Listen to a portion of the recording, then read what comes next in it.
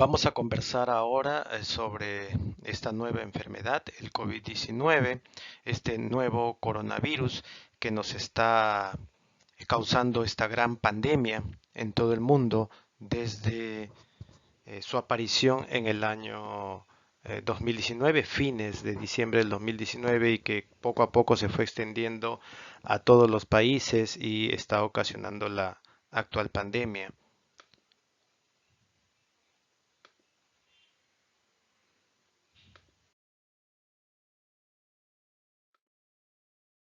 Muy bien, nosotros podemos apreciar los inicios que estuvo este nuevo coronavirus clasificado como SARS-CoV-2 y que apareció en la provincia de Wuhan, en China, a finales de diciembre del 2019, y recién en los primeros días, específicamente el 8 de enero del año presente, se da a conocer a la comunidad científica mundial la aparición de una nueva cepa, un nuevo virus diferente a los ya conocidos que en Wuhan se presentaron como una nueva enfermedad causando neumonía viral atípica a esta nueva especie de coronavirus. El 9 de enero también del presente año ya la OMS declaró que se había encontrado esta nueva cepa y que se pasó a clasificar como SARS-CoV-2 porque es un virus que causa el síndrome respiratorio agudo y que es muy parecido a un antecesor que se estableció en el año 2002-2003 también en China. Podemos apreciar también que conforme pasaron los días, el 22 de enero ya salió específicamente de territorio chino y comenzó a expandirse esta nueva infección a otros países cercanos como Corea del Sur, como Tailandia, como Japón, quienes comenzaron a presentar los primeros infectados por este nuevo coronavirus. Nosotros podemos ver con este cuadro una característica especial que tiene este nuevo coronavirus. Este es un mapa global de la infección, de los casos reportados a nivel internacional y los muertos. Para el 26 de enero se tuvo más de 2.000 casos infectados por el nuevo coronavirus y se reportaron 56 fallecidos. Pero nótese en el 27 de enero que prácticamente los infectados se duplicó en igual número o cifra en los casos de fallecidos. También hubo una duplicación, hasta un poco más, de fallecidos. ¿Y por qué esta característica? Este cuadro es solamente para ver qué es lo que ha pasado de un día para otro dentro de las primeras 24 horas de manifestación. Nosotros podemos concluir mediante el análisis de que este virus es de transmisión rápida, se moviliza muy rápido, se propaga muy rápido y entonces está causando esta situación. Y solamente este es un panorama que empezó los primeros días de enero, y miren de 26 a 27 cómo ha ido creciendo, y ahora nosotros en realidad conocemos cifras mucho mayores, pero solamente para mostrar qué tan importante es la propagación. Los virus respiratorios siempre han acompañado al hombre en las diferentes enfermedades, siempre han estado presentes como agentes causantes de enfermedades respiratorias.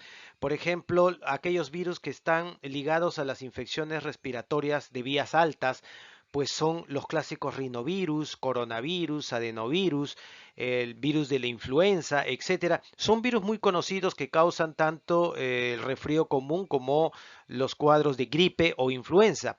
Aquellos que causan infecciones de vías respiratorias inferiores como una neumonía viral atípica, los agentes etiológicos más aislados son la influenza, el virus sincitial respiratorio, citomegalovirus, parainfluenza, adenovirus, etcétera. Eso quiere decir que las infecciones virales de vías respiratorias nosotros la hemos conocido y la conocemos desde hace mucho tiempo. Entonces, aquí estamos frente a una situación en particular, este nuevo virus con nuevas características que son un reto mundial por el impacto que está teniendo no solo en la sociedad, sino también en la parte económica. En el gráfico de abajo nosotros podemos ver en azul una célula humana y en color lila o rosa la estructura del virus.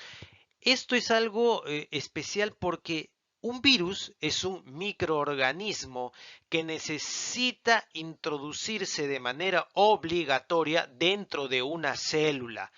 Dentro de una célula puede vivir, se nutre, se multiplica, se propaga a otras células y van invadiendo así de célula en célula. Pero es fundamental que el virus, para poder sobrevivir, esté o ingrese dentro de una célula humana o mamífera. Esta es la característica. Afuera no puede sobrevivir mucho tiempo y esa es una de las ventajas que se tiene para combatir a estos virus. En realidad, en el gráfico que acaban de ver, este sí ya es la estructura actual que tiene el nuevo coronavirus, el COVID-19. Es una estructura muy parecida a sus antecesores, a sus antiguas mutaciones, pero que ahora sabemos muy bien la estructura del virus y podemos saber cómo ingresa prácticamente, aunque no al 100%, porque todavía no conocemos el virus al 100%, pero sí ya su estructura nos dice bastante para poderlo controlar y tener medidas mucho más acertadas en su enfermedad.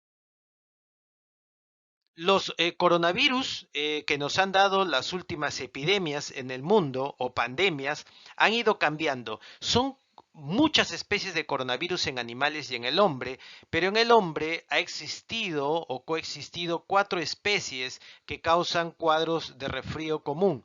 Pero después de estos 4 han ido apareciendo otras mutaciones. La primera mutación de un coronavirus fue en el año 2002-2003, también en el país de China, y causaba el síndrome respiratorio agudo severo. Por eso su clasificación fue de SARS coronavirus. Este nuevo coronavirus tenía como un transmisor, obviamente un quiróptero, un murciélago, y se catalogó como la primera mutación. Luego de varios años, en el año 2012-2013, en Medio Oriente, específicamente en Arabia Saudita, aparece otro nuevo coronavirus mutado que causa el síndrome respiratorio del Medio Oriente. Entonces, esto se circunscribió específicamente a la península y a estos países arábigos y causaron más de 800 muertes en Medio Oriente, y el transmisor que se detectó en esa oportunidad fueron los dromedarios que contaminaban a los humanos. Y ahora estamos frente a esta tercera mutación, este nuevo coronavirus que tiene la clasificación de SARS-CoV-2, o sea, es muy parecido al primero, su primera mutación, al SARS coronavirus, por eso se denomina SARS-CoV-2, que causa esta nueva infección que es el COVID-19. Entonces estamos frente a una tercera mutación, algo distinto de este nuevo coronavirus, y por lo tanto, en la actualidad ya existen o existirían 7 coronavirus que estarían infectando al hombre. Los principales síntomas que ya uno puede estar muy familiarizado con todos estos meses que está durando esta infección es fiebre alta, por encima de 38 grados centígrados, la tos y un signo de alarma, un síntoma de alarma, que es la dificultad respiratoria, algo característico en estos síndromes respiratorios agudos severos que dan estos coronavirus. Entonces, una persona inmunológicamente estable puede presentar síntomas muy leves o no puede presentar síntomas y pasar inadvertido, pero igualmente esta persona está infectada. Un caso particular es estar infectada y otro caso es estar enfermo. Entonces, nosotros sabemos que de la gran cantidad son pocos los que van a enfermar y obviamente son mucho o la gran mayoría que va a ser cuadros simples, a veces inadvertidos, o simplemente van a presentar una fiebre alta, algo de tos o malestar general y se puede confundir con un cuadro gripal o de resfrío común, obviamente que obliga de repente a estar en casa, pero de ahí va a evolucionar como cualquier otra infección viral respiratoria y la persona se va a restablecer rápidamente. En estos últimas semanas se han reportado también otro síntoma interesante. Ya varios pacientes que se va reportando que es la pérdida del olfato. Eso también parece que se está circunscribiendo a ser una característica del coronavirus. Pero en la actualidad de todos los pacientes que se han reportado en nuestro país y que están presentando síntomas. Al parecer los sintomáticos presentan más casos de tos y luego de fiebre, luego viene cefalea y malestar general. Pero cuando tengan dificultad respiratoria es un síntoma y un signo de alarma que debe ser prácticamente atendido y recurrir de un servicio médico sin dudarlo. En este gráfico vamos a ver un escenario de cómo es una epidemia cuando tenemos un agente que se mueve. En este caso sabemos que el virus se mueve con su huésped, o sea, con el humano. Y si no hay un control, obviamente esto se va a expandir rápidamente a una gran velocidad, como lo que está pasando en el caso de coronavirus. En el gráfico interactivo vamos a poder ver que el color rosado son agentes, personas infectadas, en azul no infectadas, y miren cómo crecen conforme se moviliza la persona, cómo van infectando a otros, y la curva en azul es la curva epidémica, cómo sube, luego baja, porque obviamente en verde están ya las personas que se curaron de la enfermedad. Y obviamente después va a venir a su normalidad. Pero miren qué importante es las medidas de limitación del movimiento. Si nosotros limitamos el movimiento, evitamos que la persona infectada, la cual no podemos captar, se movilice y siga contaminando. Por eso es muy importante, en este caso, que nosotros limitemos el movimiento de personas, exista aislamiento social como la primera medida en salud pública para prevenir la expansión de una infección viral y más aún en una epidemia y una pandemia. Y si queremos ver la capacidad de transmisión, una cosa es la velocidad que tiene el virus de poder infectar una persona a otra. En estos cuadros o gráficas podemos ver nosotros en color rojo las personas infectadas y cómo una persona rápidamente contamina a una tercera y así sucesivamente. En este caso hemos visto que el virus se transmite obviamente de persona a persona, pero a corta distancia. Tiene que estar la persona muy cerca a la gente que va a infectar, a la persona infectada, para poder contaminarse del nuevo coronavirus. Entonces, es por eso que la regla de separación de persona a persona va no menos de 1 metro, porque esa es la capacidad de que pueda contaminar. Y se dice con la evidencia que tenemos en la actualidad que una persona infectada a su entorno muy cercano puede contaminar desde 2 a 3 personas. Esta capacidad es menor frente a otras enfermedades. En el cuadro de la derecha ven 4 tipos de enfermedades: el sarampión, influenza, parotiditis y el ébola. Por ejemplo, en el caso de el primer ejemplo en celeste, el sarampión, una persona infectada con sarampión puede contaminar a su alrededor más allá de 1 metro hasta 12 o 18 o hasta más personas. Es muy rápido también en grupos mucho más grandes. En cuanto a la influenza, puede llegar a contaminar de 1 a 4 personas, la parotiditis de 4 a 7 personas y el ébola de 1 a 2 personas también por contacto. En el caso del coronavirus, estamos concretos en que contamina a menos de 1 metro a las personas que se encuentran y más o menos en el rango de 2 a 3 personas. Y por lo mismo que esa persona que está infectada deambula, camina libremente, va contaminando a otras personas. Eso es, digamos, lo fundamental en la capacidad y la velocidad que tiene de poder contagiar a la Este cuadro o esta pirámide está hecho con los datos del día de ayer, 26 de marzo 2020, aquí en el Perú, y podemos ver la severidad de los casos positivos. Hasta el día de ayer tuvimos la confirmación por pruebas moleculares para detectar personas infectadas o que acuden a estos servicios para tomarles la muestra, casos positivos de 580. 580 en realidad la cifra del día de ayer, y de esos 580, solamente 522 pacientes no han estado hospitalizados. Eso quiere decir que no necesitan, están aislados en su casa el 90%, mientras que solo 58 pacientes hasta el día de ayer, que constituyen el 10% de todos los casos, hasta ayer han sido hospitalizados y de los cuales solo 9 han fallecido. Nuevamente remarco, hasta el día de ayer, 26 de marzo.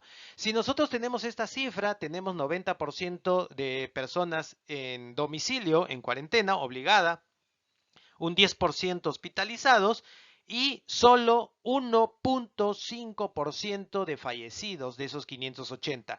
Eso quiere decir que la tasa de letalidad hasta el día de ayer en el país está alrededor del 1.5%.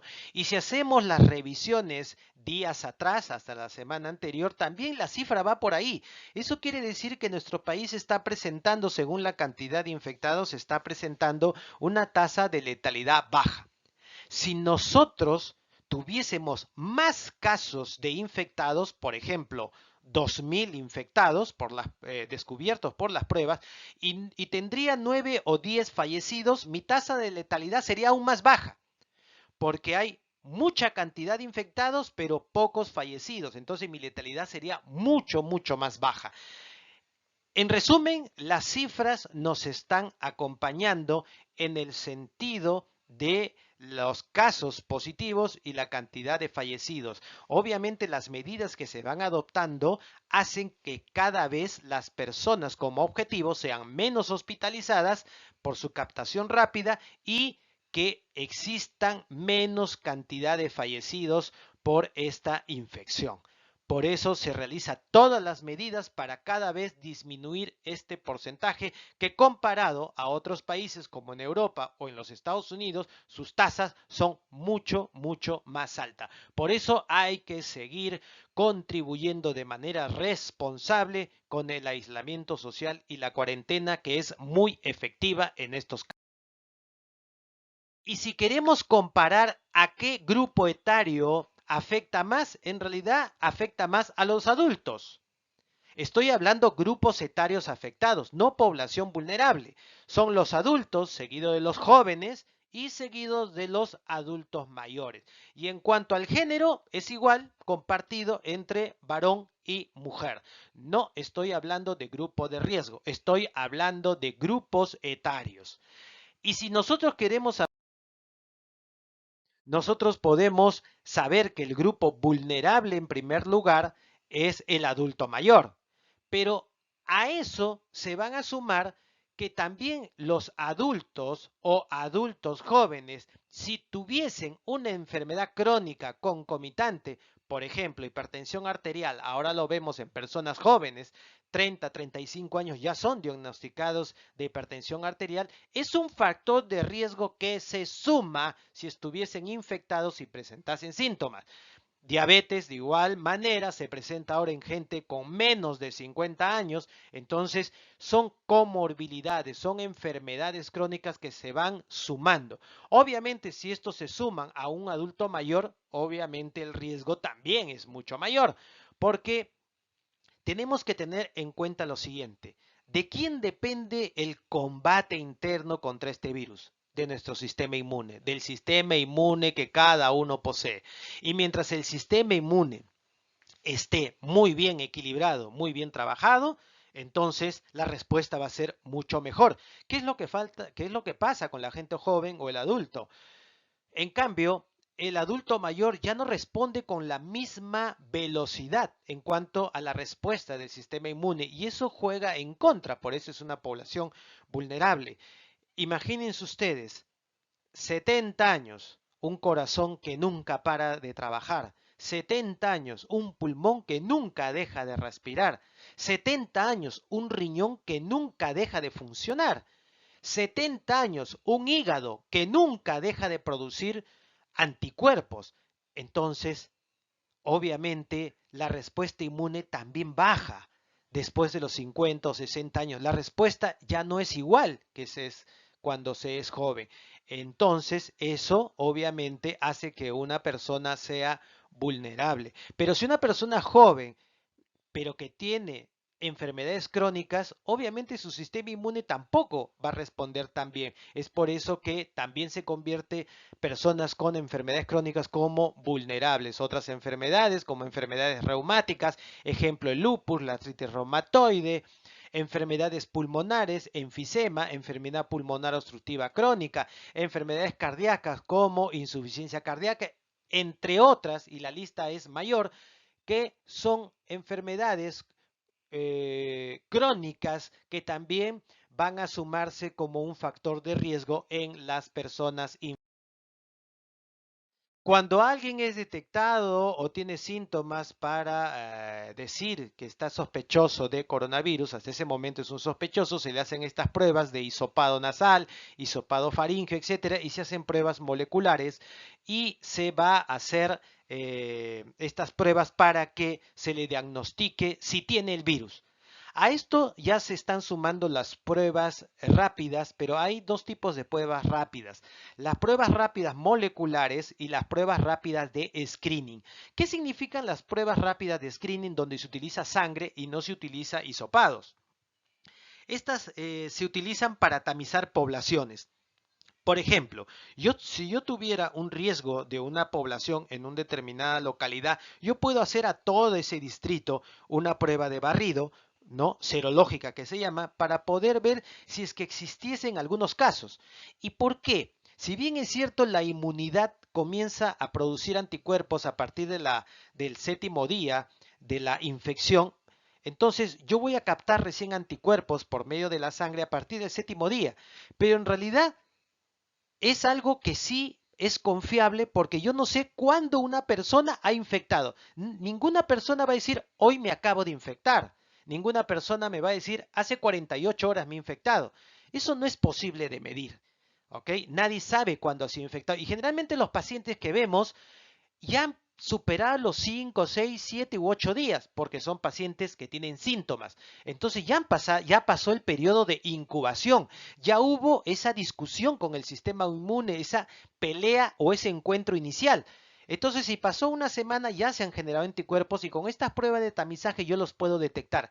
Pero ojo, no son pruebas diagnósticas, porque las personas que me saliesen positivo a una prueba de tamizaje serológico, yo lo tengo que confirmar con una prueba molecular para así hacer el diagnóstico final.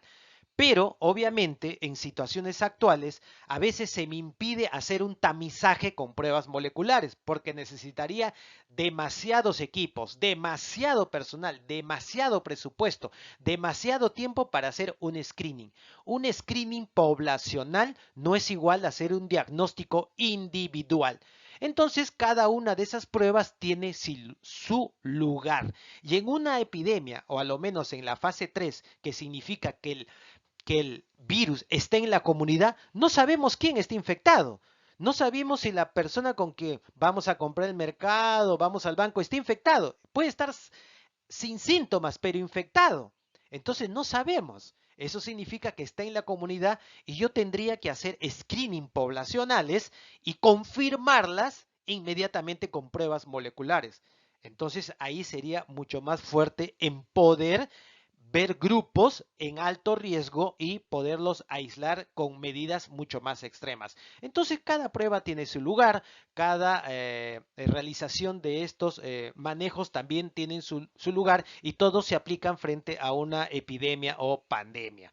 Pero obviamente les digo que estas pruebas serológicas son para screening, tamizaje poblacional y para el diagnóstico definitivo son las pruebas moleculares. Entonces se estarían usando Cuanto a cómo prevenir, ya todos sabemos, es indiscutible el lavado de manos, esta acción mecánica y química hace que cualquier microorganismo sea arrastrado, desinfectado, por lo menos durante el lavado de 20 o 30 segundos. Es algo muy conocido. Aquellas personas que tienen síntomas y utilizan pañuelos descartables, nunca se deben olvidar que al usar el pañuelo descartable, esa secreción que se quede ahí debe de retirarse, debe de ponerse en una bolsa especial y no juntarse con la basura común domiciliaria, sino en una bolsa especial doblemente resguardada y de ahí dentro de otras bolsas para poder ser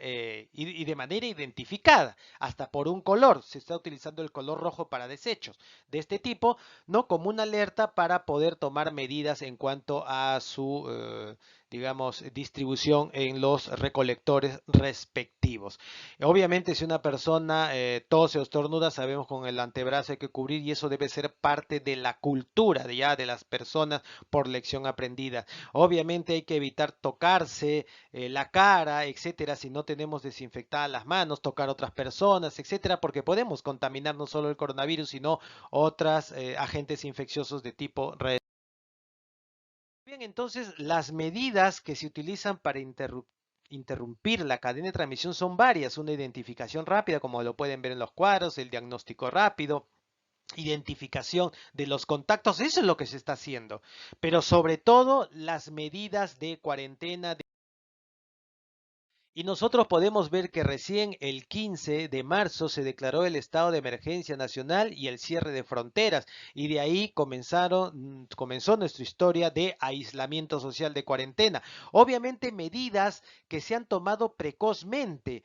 Si bien es cierto, para ese entonces, el 15, teníamos detectados 87 casos, obviamente las medidas fueron muy ejemplares en cuanto a comparar este tipo de medidas de cuarentena que la tomaron países europeos o como lo está haciendo Estados Unidos, donde ha sido muy posterior y han tenido muchos y muchos casos y todavía no tomaban esta resolución. Felizmente en nuestro país rápidamente se tomó esta medida y así poco a poco se está controlando. Este cuadro es para explicarles por qué en los países la salud pública decide contemplar el aplanamiento de la curva de una epidemia.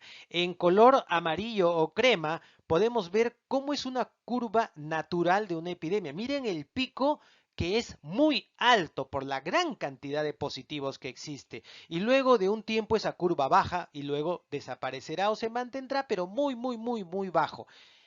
Pero miren ustedes, hay una línea horizontal en azul donde nosotros señalamos que ese es el nivel de capacidad del sistema de salud de un país. Entonces miren que siempre las curvas de epidemia como este tipo, una pandemia, sobrepasan la capacidad del sistema de salud. No hay respuesta. Es como estamos viendo en España, en Italia, que ya rebasó esto, entonces ya no hay una respuesta sanitaria adecuada. Por eso vemos bastante cantidad de fallecidos. En cambio, si uno intenta aplanar esa curva, ese pico alto, tendría que ser por debajo de mi capacidad de respuesta en los sistemas de salud. Ese es el objetivo, aplanar la curva para que no llegue a topar la respuesta del sistema de salud. Y eso poco a poco, al parecer, con las cifras que nos están acompañando, se puede lograr. Pero eso es obviamente en la medida de que todos. En cuanto al COVID-19, se está hablando mucho de mitos y verdades. Hay algunos aspectos que les voy a mostrar. En realidad hay muchas preguntas, algunas todavía sin respuestas, pero las preguntas básicas, ¿no? ¿Es indispensable la cuarentena y el aislamiento social? Y la respuesta es sí. Y solamente por el aislamiento intradomiciliario debería ser por el nuevo coronavirus. No, en realidad debería ser algo individual, es una responsabilidad individual de la persona, de la familia. Cuando uno tiene resfrío común, ¿ok? Uno tiene resfrío común, lo primero que hace es se levanta, está con un poco de fiebre, estornuda, durmió mal, etcétera, toma algo caliente y se va a trabajar. Se va a trabajar comúnmente. ¿Y qué va a pasar en su trabajo? Habla con otras personas, compra con otras personas, comparte algunas cosas con otras personas, ¿no? Se limpia la secreción, bota en el tacho normal y va, después de unos días, más trabajadores que están con él o personas de trabajo se enferman, también están con su resfrío común y eso no puede ser. Por eso en otros países de Oriente, como Japón, como China, ustedes pueden apreciar que la gente que camina en la calle, pueden ver algunas personas que usan mascarilla y uno se pregunta, ¿y por qué? ¿Que está enfermo, es inmunodepresivo, tiene alguna enfermedad que contamina? No. Es una persona parte de su cultura que puede tener un cuadro de influenza, resfrío, salió a trabajar al cuarto o quinto día o al tercer día, dependiendo, pero usa una mascarilla para evitar contagiar a la gente que está alrededor. Ya se siente físicamente bien, va a su labor, va a su centro de estudio, etcétera, pero va con una mascarilla para proteger al resto. Porque no se puede admitir que una persona sea tan inconsciente de contagiar al resto. Eso no puede pasar. Es cultura de salud. Y eso es lo que debemos interiorizar. Por eso es muy importante este tipo de... Ahora, otra pregunta que siempre se ha hecho y hasta ahora se sigue haciendo, ¿el COVID-19, este virus, está en el aire que respiro? La respuesta es no, no está en el aire que respiro, pero sí está en el ambiente que me rodea o en el ambiente donde me movilizo. Y les voy a mostrar una fotografía en cámara ultralenta para que ustedes vean una persona que tose. Miren ustedes la cantidad, la ráfaga de gotas de saliva que se expanden, uno a varios metros, otros a 20, 30 centímetros y mucho a varios metros. Y obviamente la ráfaga es muy amplia, se expande. Todo lo que está en la parte superior son gotas de baja densidad, o sea, gotas que no pesan. Y todo lo que está en la parte inferior son gotas de alta densidad, o sea, gotas de saliva que pesan.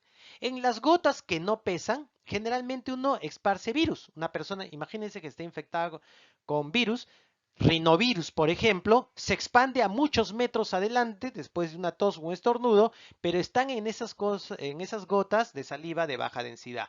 En cambio, en las gotas más pesadas, sí se ha visto que está el coronavirus, el nuevo coronavirus sí está. Es por eso que en estas gotas que viajan 30 centímetros, 40, 50, 60 centímetros y una persona está infectada por el nuevo coronavirus, va a estar presente el virus y va a contaminar las áreas donde llegó. El piso, la pared, una manija, algo que tomé, si estoy en el bus, en el pasamanos, en el asiento, etcétera. O sea, ahí sí, es el entorno, es el ambiente, pero no el aire que yo salgo a comprar, camino, inspiro y ahí me voy a contaminar del virus. No.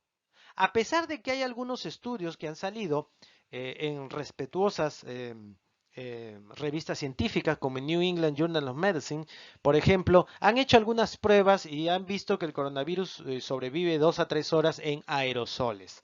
Ok, pero aquí hay algo importante. Estas pruebas se han hecho en un ambiente cerrado, en unas cabinas cerradas de laboratorio, que no es la realidad. Se ha supuesto una realidad, pero del ambiente laboratorial a la realidad hay mucha diferencia. Entonces, esto es un experimento inicial, pero que no necesariamente puede ser aplicada a la realidad. Eso lo sabremos más adelante. Pero lo que sí es cierto son otras experiencias que se han hecho de cuánto tiempo dura el coronavirus, por ejemplo, en metales. Puede durar de 6 a 8 horas en metales, puede durar de 12 a 16 horas en cartón, en plástico, etcétera. Pues eso sí, por eso lo importante de la desinfección de estos objetos. Pero en el aire que yo respiro todos los días es muy difícil de poder contraer. Vamos a ver qué pasa más adelante y de repente existe más información, pero hasta ahora es lo que podemos decir. Es muy importante el uso de mascarillas y también los guantes que son equipos de protección personal. Toda persona debería usar mascarilla en un ambiente que se cree que está contaminado. La pregunta es, ¿en mi casa yo podría utilizar mascarilla? No, no es necesario en la casa, dentro del domicilio, salvo que alguien estuviera contaminado. Ahí sí todos utilizarían mascarilla. O sea, no solamente el que está infectado, sino el resto. ¿Ok? Pero si uno está en casa, no hay problema. Si uno sale, digamos, a hacer compras al supermercado o algún otro lugar, prácticamente está en contacto con más personas. Y si está en contacto con más personas, obviamente sí es sugerido como algo indispensable utilizar estas mascarillas. En cuanto al guante, no es necesario que nosotros salgamos con guantes, algo que manipulemos muchas cosas o estemos en contacto con muchos aparatos del ambiente y podamos utilizarlo. Pero quienes sí obligatoriamente deberían usar los guantes son aquellas personas, por ejemplo, que trabajan en los bancos, que trabajan en los supermercados, etcétera, que todos los días, así trabajen 4 o 6 horas continuas, están en contacto con multitud de gente. Así sea de uno a uno que pase en la ventanilla o la caja, están en contacto con muchas personas. Ellos sí obligatoriamente utilizan mascarilla y guantes. Y obvio, sobre todo los obligados, incluido traje completo, son el personal de salud. Eso no necesita gran explicación porque ese es de uso obligatorio. Pero tampoco lleguemos en, ¿no?, de tener mascarillas de este tipo, no estamos en una guerra biológica, en una guerra química, etcétera, entonces tampoco lleguemos al extremo, solamente lo básico adecuado que se está recomendando. Otra pregunta es que si los antibióticos son efectivos contra el COVID. No, no, porque obviamente los antibióticos están hechos para infecciones por bacterias, más no por el coronavirus. Así es que antibióticos, por favor, no se automediquen porque no tienen nada que ver con el... ¿La vacuna de influenza y neumococo me va a proteger contra el COVID-19? La respuesta también es no. La vacuna contra influenza me va a proteger contra el virus de la influenza que causa la gripe. La vacuna contra el neumococo me va a proteger contra la neumonía por el neumococo, porque también las personas pueden hacer neumonía por otras bacterias, que no necesariamente es el neumococo, pero el neumococo es el más común. Obviamente muchos se preguntan, pero una persona mayor, adulto mayor, ¿lo puedo de una vez vacunar? Bueno, en realidad a esta altura de la pandemia o de la epidemia aquí en nuestro país, no sería necesario si ese adulto mayor está recluido en casa, si nadie presenta síntomas y todo está marchando bien en casa y nuestro adulto mayor está alimentado bien, nutrido bien, no sería todavía conveniente, ¿no? Salvo que tuviera mucho riesgo, pero si todo está controlado, no, más bien después de esta temporada que pase y baje mucho, mucho la curva, ya podemos no recurrir a estas vacunas también porque no debemos salir de nuestras casas y menos el adulto mayor. Entonces no, también no hay que exponerlo. Ok, va a servir en el momento adecuado estas vacunas. Bueno, esto ya lo dijimos, cómo afecta a los jóvenes y adultos mayores. Otra pregunta que me hicieron hace poco es si alguien se puede infectar por COVID-19 por una picadura de mosquito. Eso obviamente no, porque el contagio por mosquitos se dan en otras enfermedades como malaria, fiebre amarilla, dengue, etcétera, pero está descartado en el uso de la vitamina C. ¿Protege contra el COVID-19? Mucho conocemos de la vitamina C convencional por vía oral, etcétera, que consumimos normalmente. La mayoría pues se expende entre 500 y 1000 miligramos. Y les puedo decir que la vitamina C o ácido ascórbico es muy útil en el sistema inmune, así como también otras vitaminas antioxidantes. Pero se ha probado mucho desde hace mucho tiempo, muchas décadas, desde la participación de la vitamina C en el sistema inmune y eso es real, ayuda. El sistema inmune necesita mucho del ácido ascórbico para también cumplir su adecuada función dentro de las células.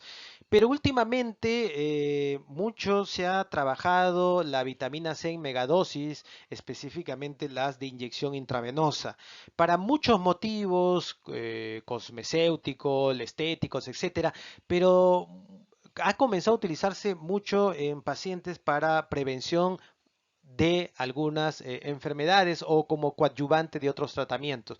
En realidad, por ejemplo, aquellas que tienen 10 gramos, por ejemplo, para inyección intravenosa, miren que es una muy, muy alta cantidad, por eso le llaman megadosis, han resultado también ser beneficiosas en estos casos de proteger a muchas personas. En los casos de gripe o resfrío, disminuyen los días con síntomas, etcétera. Hay algunos estudios, pero acá hay algo importante. Muy bien, es muy conocido y hay mucha evidencia del rol en el sistema inmune. Perfecto. Pero aquí hay un detalle por este uso intravenoso. Generalmente cuando la vitamina C, y hay que tomar en cuenta, viene en solución, en una ampolla o para inyectar, Es diferente a la tableta de vía oral. Entonces, cuando está en líquido, la vitamina C, el ácido ascórbico, se va degradando, se va oxidando. Miren qué interesante. La vitamina C es un antioxidante, pero se oxida si no está refrigerada. Eso quiere decir cuando uno vaya a adquirir una vitamina C en altas dosis, tiene que estar refrigerada, refrigerada. Si no está refrigerada, esos 10 gramos, 8 gramos, 7 gramos van a ser mucho, mucho menos. ¿Ok? Y a veces se ha visto que en infecciones, a veces por virus, el sistema inmune necesita gran cantidad, necesita una ayuda. Obviamente, si alguien no lo necesita, o mi cuerpo no lo necesitase, obviamente lo que queda se va a eliminar, no hay problema de toxicidad ni nada por el estilo. Pero ya se ha estudiado mucho la vitamina C. Solo el mensaje en cuanto a esta nueva forma que estamos viendo en nuestro país de la forma intravenosa es que tiene que ser refrigerada esta vitamina C. Si me puedo contaminar con cartas, encomiendas que vienen de países donde los casos son altos, en realidad los procesos de empaque, mientras viene, ya sea, de hecho, si viene por courier, también demora hasta una semana, eso minimiza mucho el riesgo. En cuanto a otra pregunta sobre las mascotas pueden transmitir el COVID-19, no existe hasta el día de hoy un solo reporte en Asia de una posible transmisión a una mascota, a un canino, ¿ok? Pero de ahí no se ha visto más, no se ha estudiado más, etcétera, y hasta el momento está descartado que las mascotas pudiesen transmitir el COVID.